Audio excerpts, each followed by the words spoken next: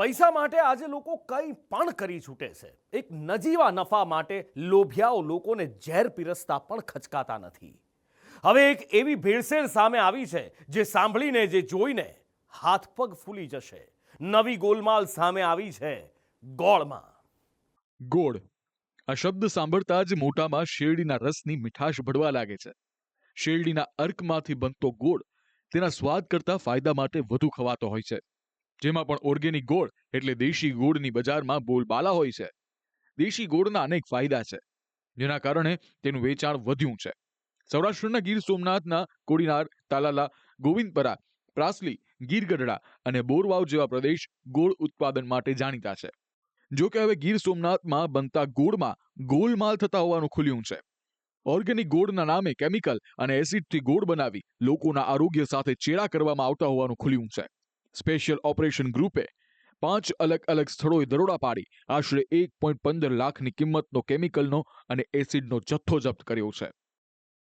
એસઓજીની ટીમે સુરવા ગામના શ્રીજી ફાર્મ, માધુપુરના ભાગ્યોદય ગોળ અને ખંભામાં 3 ગોળના રાબડા તેમજ તાલાલામાં આવેલા ત્રિમૂર્તિ એન્ટરપ્રાઇઝ અને માધવ એન્ટરપ્રાઇઝના ગોડાઉન પર રેડ કરી હતી, જ્યાંથી મોટી માત્રામાં નકલી ગોળ બનાવવાના કેમિકલનો જથ્થો મળી આવ્યો છે. રેડ દરમિયાન સોડિયમ હાઇડ્રોસલ્ફાઇડ, સફોલાઇટ કેમિકલનો જથ્થો જપ્ત કરવામાં આવ્યો છે. તેમજ કેમિકલના 8 બેરલ કબજે કરવામાં આવ્યા છે. ગોળના રાબડાઓમાંથી ઇન્ડસ્ટ્રીયલ પ્રકારનું સોડિયમ હાઇડ્રોસલ્ફાઇડ કરીને કેમિકલ મળેલું છે. એ ઉપરાંત બીજા 2-3 અલગ અલગ ટાઈપના કેમિકલ મળ્યા છે. જે કેમિકલ મળતા જ ફૂડ એન્ડ ડ્રગ ડિપાર્ટમેન્ટને બોલાવી એમની પાસેથી સેમ્પલ લેવડાવી અને આગળની કાયદેસર કાર્યવાહી કરવાની પ્રક્રિયા ચાલુ છે. આ જે કેમિકલ મળ્યું છે એનો કોઈ બિલ કે કોઈ પુરાવા નથી મળ્યા અને આ કેમિકલ એમણે તલાલાથી ખરીદ કરેલું.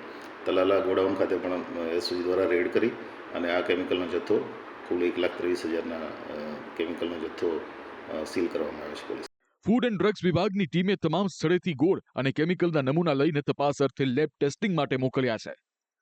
સ્થાનિક ખેડૂત અગ્રણી કહી રહ્યા છે કે હાલ કેટલાક લેભાગુ તત્વો ઓર્ગેનિક ગોળના નામે લોકો સાથે છેતરપિંડી કરી રહ્યા છે. ઓર્ગેનિક ગોળ બનાવવો મુશ્કેલ હોય છે, તે સરળતાથી બનતો નથી. તેમ છતાં મોટા ભાગના લોકો પોતાનો કેમિકલ વાળો ગોળ ઓર્ગેનિક છે તેમ કહી લોકોના આરોગ્ય સાથે ચેડા કરે છે. જે લેભાગુ તત્વો છે અત્યારે ઓર્ગેનિક કરી અને આમ જનતાના જીવન સાથે છેડા કરી રહ્યા છે. હકીકતે ઓર્ગેનિક ગોળ બનતો જ નથી, કારણ કે ઓર્ગેનિક ગોળ બનાવવો હોય તો એના માટે 5 વર્ષ પહેલા આપણી જમીનની અંદર કોઈ પણ જાતનું રાસાયણિક ખાતર કે દવા ન નાખીએ ત્યારે એ ઓર્ગેનિક બનતું હોય તો એ શક્ય નથી, કારણ કે તો ઉત્પાદન પણ ન આવે અને આ લોકો ખાલી પોતાને તિજોરી ભરવા અને પૈસા કમાવા માટે ઓર્ગેનિકનો સહારો લઈ અને જનતા સાથે છેડા કરી રહ્યા છે. ગુજરાતમાં ભેળસેળ કે ગોલમાલ નવી નથી. એક દિવસ પહેલા જ રાજ્યના ફૂડ એન્ડ ડ્રગ્સ કમિશનરે માહિતી આપી હતી કે 1 વર્ષ દરમિયાન 263થી વધુ સ્થળે દરોડા પાડી 362 ટનથી વધુ અખાદ્ય ચીજ વસ્તુઓનો જથ્થો નાશ કરવામાં આવ્યો છે, જેની અંદાજિત બજાર કિંમત 10 કરોડથી વધુની હતી. રાજ્યનું ફૂડ એન્ડ ડિપાર્ટમેન્ટ સતત કામગીરી કરી રહ્યું છે, જેના ભાગરૂપે ગયા વર્ષથી અત્યાર સુધીમાં અમે લગભગ 263 જેટલી અલગ અલગ રેડ કરેલી છે, જેની અંદર દરેક ખાવાની કેટેગરી આવી જાય છે. ઘી હોય, તેલ હોય, મસાલા હોય, માવો હોય, ડ્રાય ફ્રૂટ્સ હોય, પનીર હોય. તો આ બધી વસ્તુઓનું અમે રેન્ડમ ચેકિંગ અને ટેસ્ટિંગ કરતા હોઈએ છીએ. તો ગયા વખતે જે આ 263 જેટલી રેડ કરી તો એમાંથી અમે લગભગ ટોટલ 362 ટનથી પણ વધારે મટીરિયલ જપ્ત કર્યું અથવા તો નાશ કરાયો, જેની બજાર કિંમત 10 કરોડ જેવી થવા જાય છે. આ બધો સામાન ભેળસેળવાળો હતો, જે લોકો સુધી પહોંચવાનો હતો એ પહોંચતો અમે અટકાવ્યો છે. ચિંતાજનક વાત એ છે કે તંત્રની કાર્યવાહી બાદ પણ સિલસિલો રોકાતો નથી.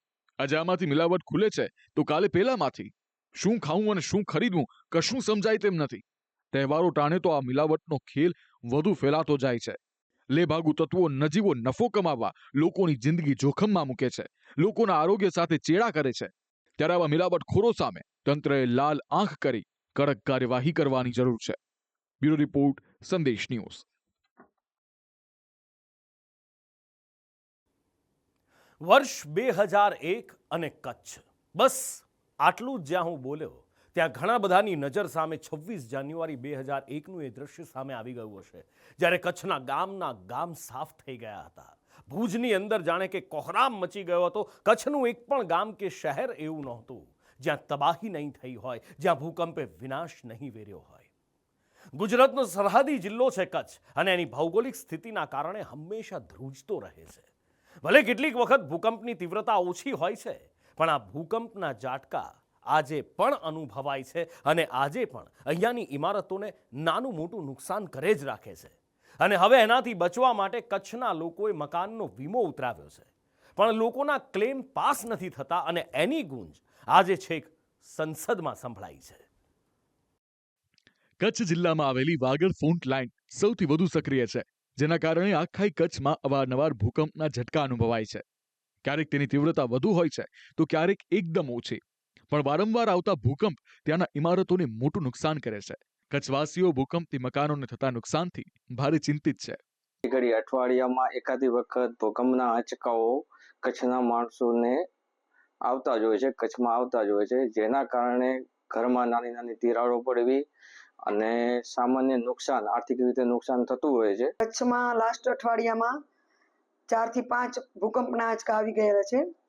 તો આ બાબતે જેના મકાનો, પ્રોપર્ટી કોઈ બી હોય, મકાન, દુકાન, કોઈ બી ધંધાકીય કે રેસિડેન્સ પ્રોપર્ટી હોય, તો એમાં તિરાડ પડી હોય, કોઈ થોડી ઘણી નુકસાન થઈ હોય, વધુ નુકસાન થઈ હોય, તો એ બાબતે સરકારશ્રી આ બાજુ ધ્યાન દોરે. આપણો જે કચ્છ પ્રદેશ છે એ ભૂકંપ ઝોનમાં આવે છે 5માં, એટલે અહીંયા વારંવાર ભૂકંપના આંચકા આવતા જ હોય છે. ક્યારેક ખ્યાલ પડે, ક્યારેક ખ્યાલ ન પડે, પણ અઠવાડિયામાં 2-3 ભૂકંપના આંચકા તો આવે જ છે. એટલે નાના મોટા બાંધકામને, પ્લાસ્ટરને નુકસાન થાય છે, લાદીઓને ઉપર ટુકડીઓને નુકસાન થાય છે. મકાનોને થતા નુકસાનને લઈને કચ્છવાસીઓ મકાનનો વીમો ઉતરાવે છે, પરંતુ વીમાનું પ્રીમિયમ ભર્યા બાદ વીમા કંપનીઓ ભૂકંપથી મકાનોને નુકસાન થયું છે તે માનવા તૈયાર નથી. વીમા કંપનીઓ ક્લેમ માટે નુકસાનીના સર્ટિફિકેટની માંગ કરે છે, પરંતુ તંત્ર દ્વારા એવી કોઈ વ્યવસ્થા નથી જે આ નુકસાની પર સર્ટિફિકેટ આપે. જેને લઈને સાંસદ મયંક નાયકે રાજ્યસભામાં રજૂઆત કરી આવી કોઈ વ્યવસ્થા છે કે નહીં તે મુદ્દે સવાલ પૂછ્યો હતો. कई जगह पे मकानों को निरंतर छोटे छोटे भूकंप आने से वो मकान प्रभावित होते हैं.